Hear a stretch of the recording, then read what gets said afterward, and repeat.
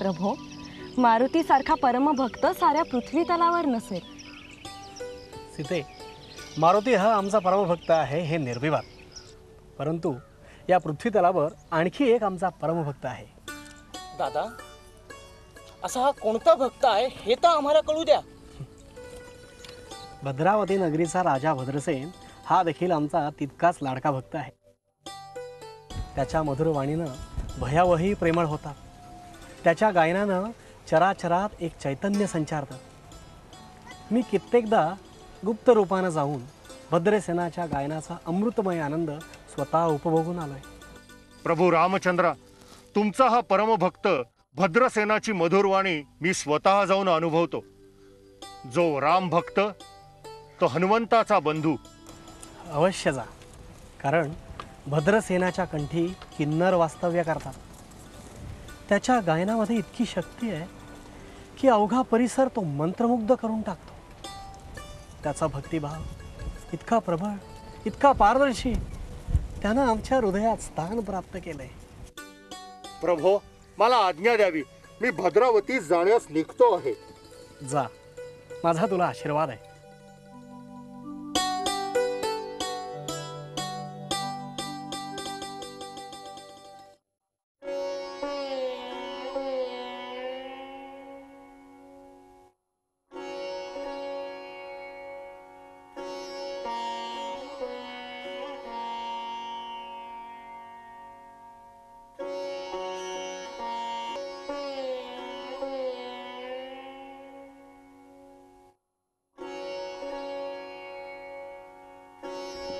विक्रमसेन महाराजांचा विजय असो.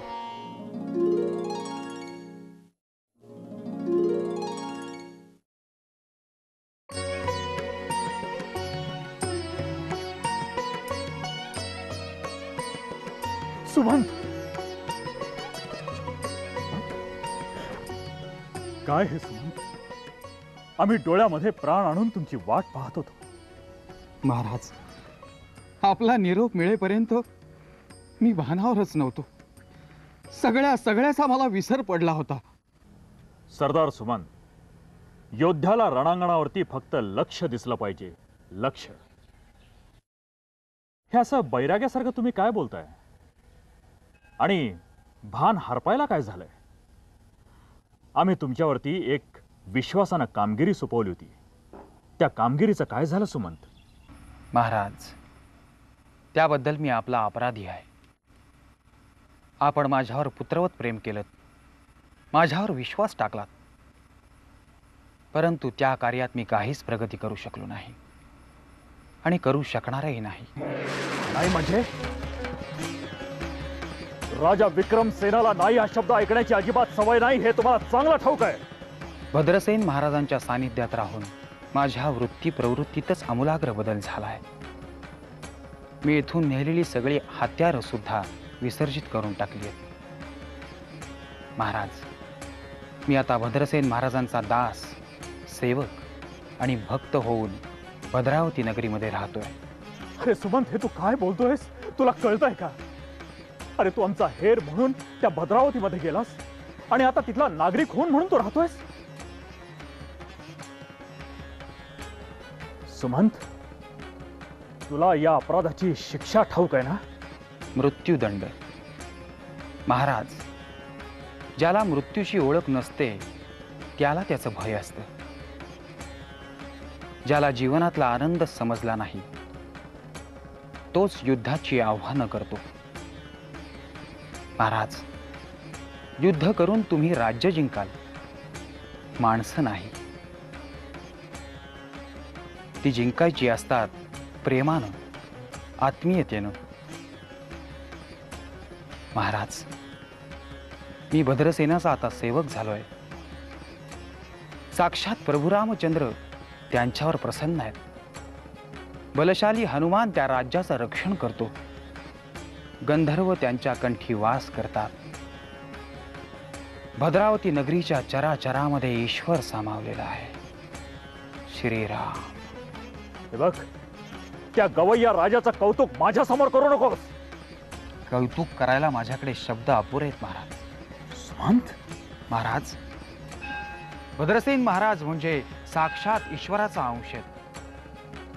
सुमंत, त्यामुळे त्यांच्या राज्याचा मोह होणं स्वाभाविक आहे. कारण त्यांच्या राज्यामध्ये स्वर्ग सोबत आहे.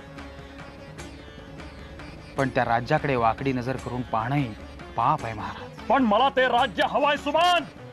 महाराज, अग्नीच्या गोळ्याला गिळायला गेलेल्या हनुमानाचं काय झालं? समुद्र मंथनातून रत्न काढण्यासाठी समुद्र घुसळला, हलाहल निघालं.